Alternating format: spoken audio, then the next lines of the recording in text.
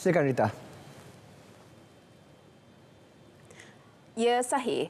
Pemilihan daerah Sandakan sebagai tuan rumah sambutan Hari Ulang Tahun Maritim Malaysia ke-18 membawa mesej penting berkaitan tingkat tahap keselamatan negeri dan rakyat Sabah. Mesej berkenaan memperlihatkan betapa kerajaan sentiasa serius mengenai keselamatan negeri Sabah yang sentiasa terdedah dengan anasir luar. Menteri Dalam Negeri Datuk Seri Saifuddin Nasution Ismail berkata kehadiran Agensi Penguatkuasaan Maritim Malaysia di perairan Sabah adalah jaminan keselamatan sekaligus membentras ancaman jenayah seperti lanun, parti, pemerdagangan manusia dan penyeludupan dada. Kita pilih Sabah untuk memberikan mesej kuat kepada rakyat Sabah bahawa APMM, agensi maritime yang sangat komited dalam menjalankan tugas menjaga keselamatan perairan maritime. Kita mahu meyakinkan rakyat Sabah bahawa mereka boleh berada dalam keadaan selamat. Beliau menyatakan dalam sidang media selepas merasmikan sambutan Hari Ulang Tahun ke-18 Maritim Malaysia di Sandakan. Berdasarkan rekod seluruh negara, tahun lalu Maritim Malaysia mencatat 4.8 juta ringgit nilai rampasan, 210,000 pemeriksaan kapal udara, air dan darat, 37,000 penggeledahan, 1,143 tangkapan serta mengkoordinasi 270 operasi cari lamat. Datuk Seri Saifuddin turut memaklumkan keupayaan aset maritim Malaysia juga akan dipertingkat demi kesiapsiagaan di seluruh negara. Sebanyak 16 aset maritim Malaysia terlibat menjayakan demonstrasi pada kali ini. Sementara itu, sambutan ulang tahun Agensi Penguatkuasaan Maritim Malaysia ke-18 yang jelung kali diadakan di Sandakan adalah wadah untuk menyampaikan mesej berkaitan peranan maritim Malaysia kepada masyarakat di daerah ini secara lebih dekat. Sambutan berkenaan bukan sahaja dihadiri pengunjung dari Sandakan, malah dari daerah sepanjang pantai timur Sabah. Dalam 18 tahun Hari Ulang Tahun APMM, inilah kali pertama pengurusan tertinggi membuat keputusan supaya sambutan pada kali ini kita bawa khusus ke Sabah dan Sarawak, dan zona maritim Sandakan adalah dipilih sebagai venue penganjuran pada kali ini untuk mendekati semua rakyat-rakyat tempatan, khususnya komuniti maritim, supaya mereka sedar bahawa kami adalah antara penguatkuasa yang mereka perlukan apabila berlaku bencana di laut ataupun sebarang pelakuan jenayah. Kat sini ada banyak pameran yang diberikan oleh setiap agensi lah, agensi bahagian laut, maritim, apa yang ada, aset-aset yang ada, apa yang dia simpan lah, kira-kira dapat ilmu yang baru lah kalau datang ke sini. Saya pengunjung daripada Lahad Datu. Saya datang ke sini untuk mengambil iktibar daripada agensi kerajaan yang mereka buat.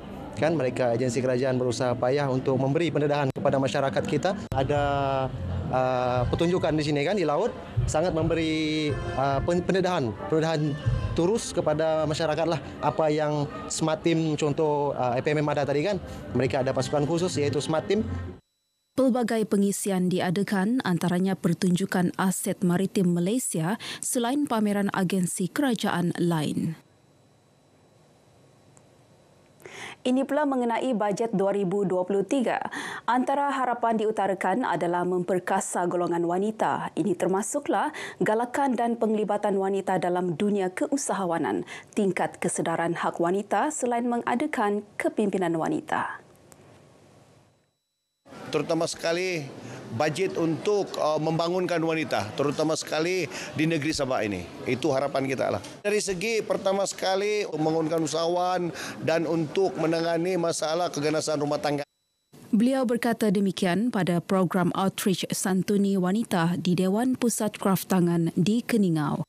Datuk James turut berharap agar program seumpama dapat dipergiatkan lagi bagi meningkatkan kesedaran hak wanita selain memperkenalkan perkhidmatan yang disediakan Jabatan Hal Ehwal Wanita JEHWA.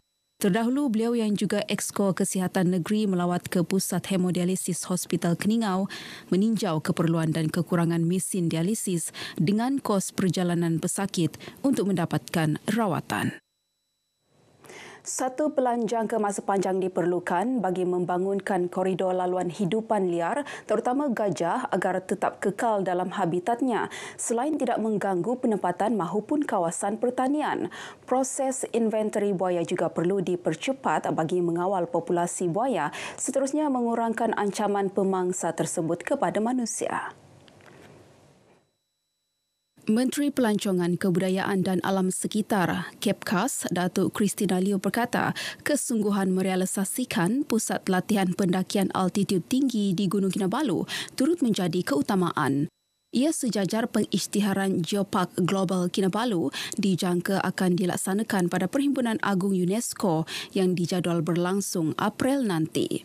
Pengisytiharan ini dijangka akan menambah tapak-tapak berprestij mahkota 3 serangkai milik UNESCO di Sabah melibatkan tapak warisan dunia Kinabalu, Rizab Biosfera dan manusia banjaran Crocker serta Geopark Global Kinabalu.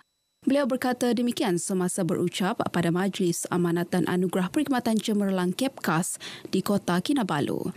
Dalam perkembangan lain, Christina berkata, Kepkas akan melakukan lawatan kerja ke Jilin, China bagi membincangkan pembukaan laluan penerbangan baharu antara dua bandar.